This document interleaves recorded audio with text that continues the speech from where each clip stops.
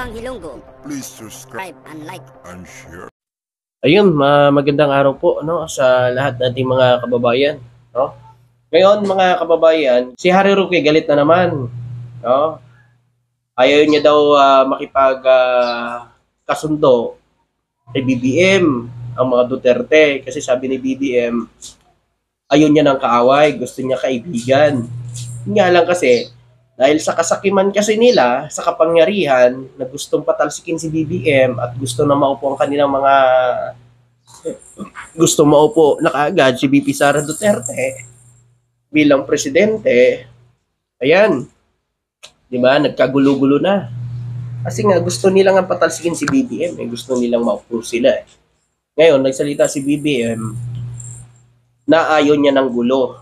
Gusto niya magtrabaho sila, yung mga nasa gobyerno, hindi magsiraan.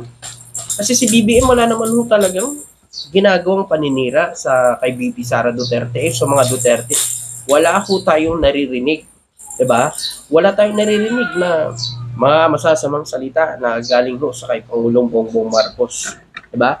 Madalas natin naririnig ang mga Duterte na nagsasalita kay PBBM. Bakit kaya ganoon, mga kababayan? Dahil ba yung ginawa nila noon sa bansa, yung ginawa nilang ngayon na nagsisilabasan ay kailangan na harangin ni BBM o magkaroon ng utang na loob ang Pangulong Bongbong Marcos, harangin kung ano man ang mga akusasyon sa kanila kahit alam mong mali, diba? Ito mga kababayan, sinabi na naman ni Harry Roque, kasi yung sabi ni BBM, sabi kasi ni Katonyeng, kung okay pa rin ba si BBM na makipag-ayos sa mga Duterte. Kung sabi ni BBM, no, okay pa rin siya na makipag-ayos. Gusto niya nga, wala siyang kaaway. Gusto niya, kaibigan. Nga lang kasi mga kababayan, dahil yan siyempre, tulad yan ni Harry Roque. Ano ba nangyari kay Harry Roque, mga kababayan? Nandun sa Netherlands, tumakas. Di ba? Tumakas dahil yan sa kaso niya sa Pugo. Ang gusto kasi ni Harry Roque, siguro gusto niya absueltuhin siya ni PBBM sa kaso niya. Di ba? Yun siguro yung gusto ni Harry Roque. Kaya galit na galit siya kay BBM nang hindi niya magagamit si PBBM kahit naging unity pa sila. Naging kapartner niya pa mismo sa campaign rally noon.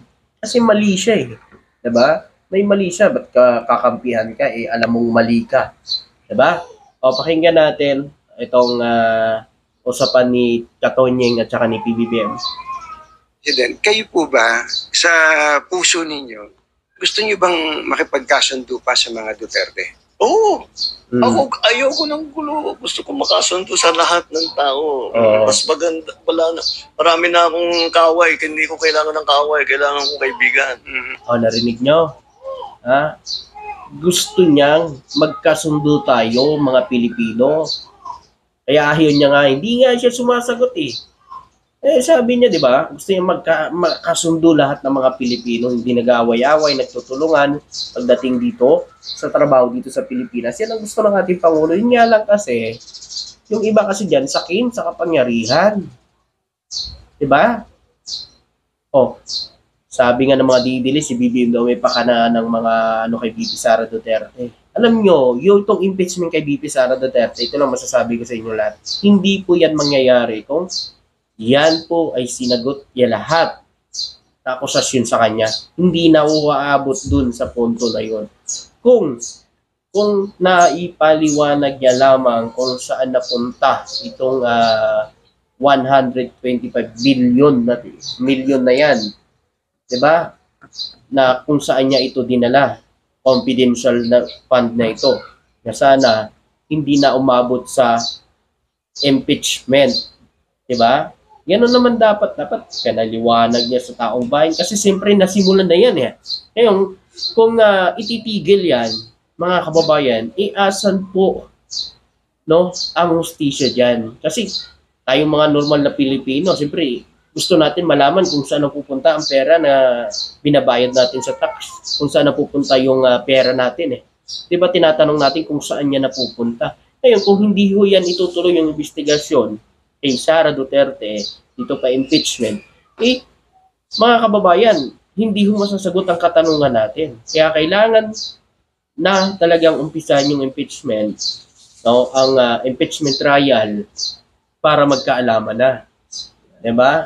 O sabi pa nga ni Sara Duterte, itong impeachment daw, bloodbath daw to, matugo daw itong impeachment. Grabe naman, parang tinatakot pa yung mga tao, no? Pati ang mga kongresista na pumirma dito sa impeachment. Alam niyo kung walang kasalanan si BP, hindi dapat siya manakot eh. Kung talagang sa tama niya, dinala, ito ang confidential fund na ibinigay sa kanya, walang problema, no? At least, di ba, makita ng tao na sa mabuting kamay niya dinala itong pera ng taong bayan na pinagkatiwala sa kanya. Tuloy natin. Mm-hmm. Kagaya ng sabi ko sa iyo, pagka Kaya ba ating Pangulo? magko-confess ako dito. Pwede naman po, para akong pari po dito ngayon. Ewan ko, kahit hanggat maaari, ako, ang habol ko, yung stability, peaceful, para magawa namin yung trabaho namin. Yes. Kaya ako, lagi nga akong bukas sa ganyan. I'm always open to any approach na, alika, magtulungan tayo. Diba? Kahit hindi tayo magkasundo sa polisiya, hindi tayo magkasundo. Gawin mo yung trabaho, pero huwag na tayong nanggugulo. Huwag na natin, tanggalin natin yung gulo. Grabe. Laking sampal yung kay BP Sara Duterte, mga kababayan. Magtrabaho. Kung ano man ang paniniwala mo, paniniwala ng presidente, dahil inupo kayo dyan ng taong bayan, nagtiwala sa inyo, magtrabaho kayo para sa taong bayan. Outside ang politika. Walain na yung politika na yan. Dapat ganun po mag-isip yung BP natin at ang ating presidente. Dapat ganyan. Pagtapos na eleksyon, kung magkalaban man kayo, nagkasama kayo, wala na. Tapos na ang eleksyon. Trabaho na dapat. Diba? Hindi ngayon, nakikita natin mukhang matagal pa ang 2028. Parang nangangampanya na si BP Sara Duterte, no? Mga kababayan. Diba? Tagal pa 2028, may 3 taon pa siya eh. 'Di ba? Ito naman, pakinggan niyo naman itong sabi ni Roquita, mga kababayan, ni Harry Roque. Ito naman, no? Ito talaga, nagalit. Pero wala pa ako naririnig sa pahayag ng mga Duterte Ito, nagalit. Pakinggan natin. Tapos mong kidnapin si Tatay Digong, makipagbati ka. Kinidnap daw ni BBM si dating Pangulong Duterte. Ba't di nila kasuhan yung ICC na yun po ang nagpahuli kay dating Pangulong Duterte? Ba't si BBM ang sinasabi nilang nag-kidnap? Bakit si BBM ba naghuli kay dating Pangulong Duterte? Hindi naman ICC. Diba? Ang ICC nakapagtulungan sa Interpol. Ngayon ang Interpol, kasi nasa jurisdiction tayo ng Interpol. Yun, nakipagtulungan sila sa mga pulis. Ngayon, nasa jurisdiction tayo ng Interpol, nasa Interpol tayo, ano mangyayari? Siyempre, susunod ang mga pulis natin. Diba? Tuloy natin itong sinasabi ni Roquita.